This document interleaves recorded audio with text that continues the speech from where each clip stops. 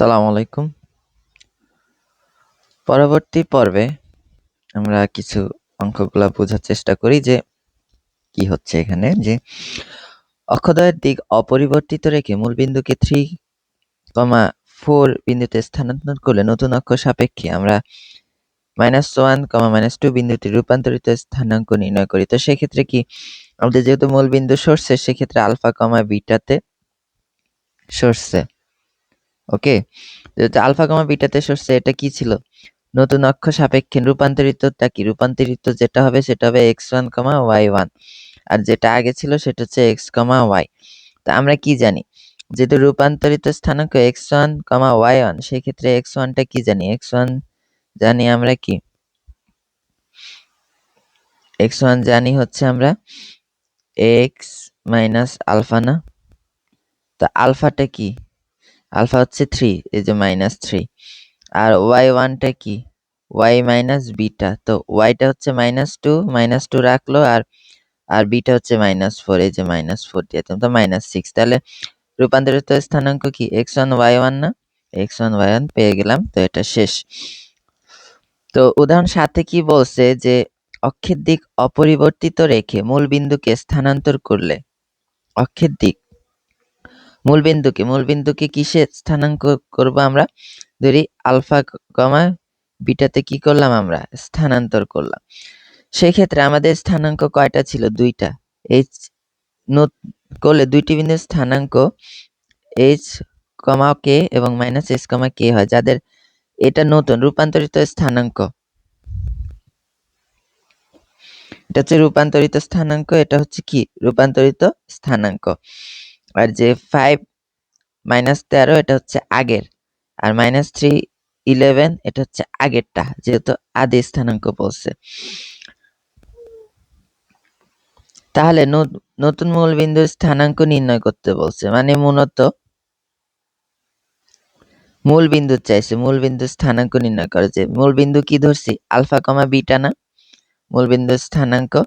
সেক্ষেত্রে আমাদের কি করতে হবে? আলফা, বিটার মান বের করতে হবে। তা আমরা কি জানি? এখন দেওয়া আছে কি? আদি স্থানাঙ্ক ২ টা দেওয়া আছে এবং নতুন স্থানাঙ্ক দেওয়া আছে। আমরা কি জানি? আমরা পাই alpha minus 5 minus alpha minus h, k মানে এই নতুন যে স্থানাঙ্ক আছে না ওইটা জানি আমরা কি জানি? নতুন স্থানাঙ্ক সমান সমান x মাইনাস আলফা। তো x টা হচ্ছে আদিটা 5 আর মাইনাস আলফা মানে মূল বিন্দু। তো মূল বিন্দু হচ্ছে আলফা ধরছি আলফা আর আদি স্থানাঙ্ক।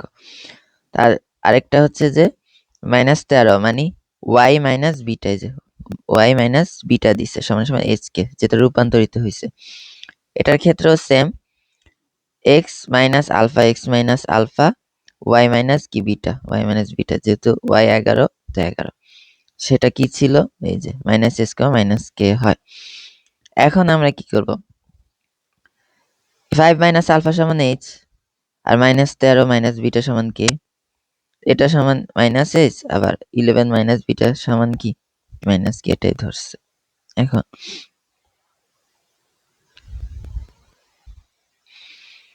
এখন কি করব? এটা আর এটা কি করব? যোগ কইরা দিই। যদি যোগ করি -3 আর +5 2 আলফা -2 আলফা h আর -h 0 আর -k আর +k যোগ করলে কি হবে? -13 আর 11 -2 -2 বিটা -k +k 0 তাহলে আলফা সমান 1 পাই বিটা সমান -1 পাই। তাহলে সুতরাং মূলবিন্দুর নতুন স্থানাঙ্ক কি আসতেছে? 1, -1 অক্ষদ্বয়ের দিক ৮ নম্বরে বলছে অক্ষদ্বয়ের দিক যদি অপরিবর্তিত রেখে মূল বিন্দুকে কি 1, -1 বিন্দুতে স্থানান্তর করলে পরিবর্তিত অক্ষদ্বয়ের সাপেক্ষে ax² + by + c = 0 সমীকরণে রূপান্তরিত করতে বলছে। তো দিক মূল বিন্দুকে এত বিন্দুতে স্থানান্তর করব। তো মূল বিন্দু যেটা ছিল এটা নতুন এটা কি আলফা, বিটা হচ্ছে 1, -1 বিন্দুতে স্থানান্তর করলে তাহলে আমাদের কি বলছে? x² + by + c = 0 সমীকরণ রূপান্তর করতে বলছে। তাহলে কি বলবো? যে মনে করি অক্ষদ্বয়ের দিক অপরিবর্তিত রেখে মূলবিন্দুকে কি 1, -1 বিন্দুতে কি করছে? স্থানান্তর করা x আর y রূপান্তরিত স্থানাঙ্ক কি হবে? x1 y1 হবে অবশ্যই। যেটা আগে থাকবে x আর y থাকবে না আগে, কিন্তু স্থানান্তর করলে কি হবে? এটা হবে x1 y1। তাহলে আমরা x সমান কি পাবো? x সমান x1 প্লাস 1 মানে যেটা ছিল নতুন অক্ষ প্লাস মূল বিন্দু। এটা আমরা পড়ছি না? এটা আমরা পড়ে আসছি। এই যে x সমান সমান x প্লাস আলফা, y সমান সমান y1 প্লাস কি বিটা। এটা তো আমরা পড়ে আসছি, ওইটাই আর কি। তাহলে x কি হবে? x হবে x1 প্লাস আলফা, আলফা মানে এই যে মূল বিন্দুর 1, আর y সমান সমান y প্লাস বিটা, বিটা কি -1, সেক্ষেত্রে -1 y1 প্লাস -1। এখন প্রদত্ত সমীকরণে এক্স স্কোয়ারের ক্ষেত্রে আমরা এক্স এর জায়গায় এক্স এর যেটা পাইছি ওইটা দিব, ওয়াই এর জায়গায় ওয়াই এরটা দিব। সেই ক্ষেত্রে আমরা এখন গুণ করে a plus B whole square সূত্র দিব, এদিকে গুণ করে দিব।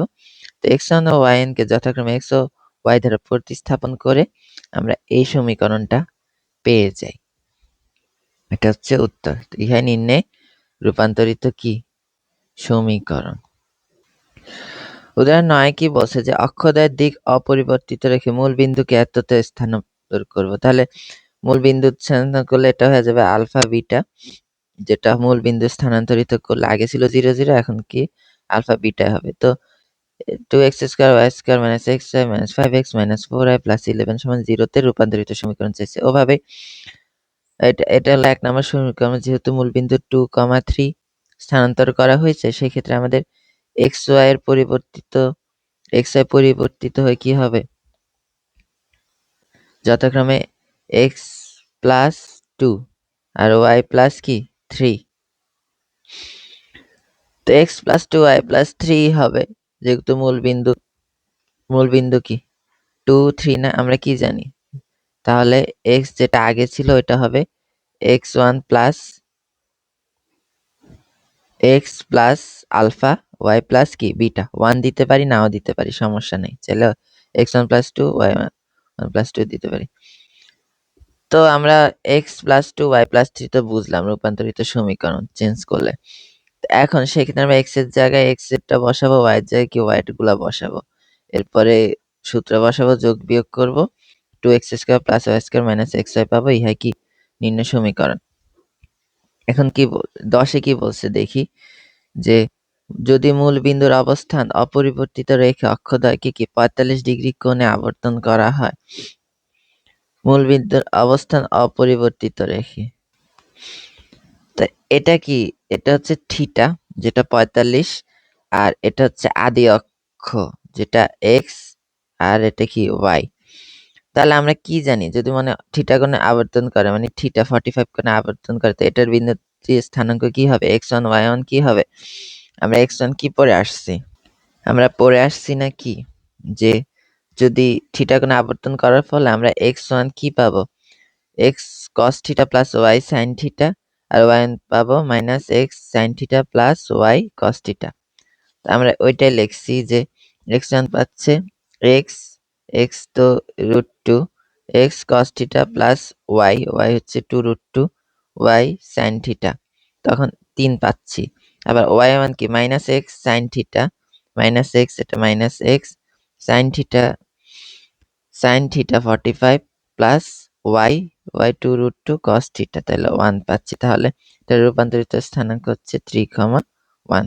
ভিডিও পর্যন্তই, দেখা হচ্ছে পরেরটায়। আসসালামু আলাইকুম।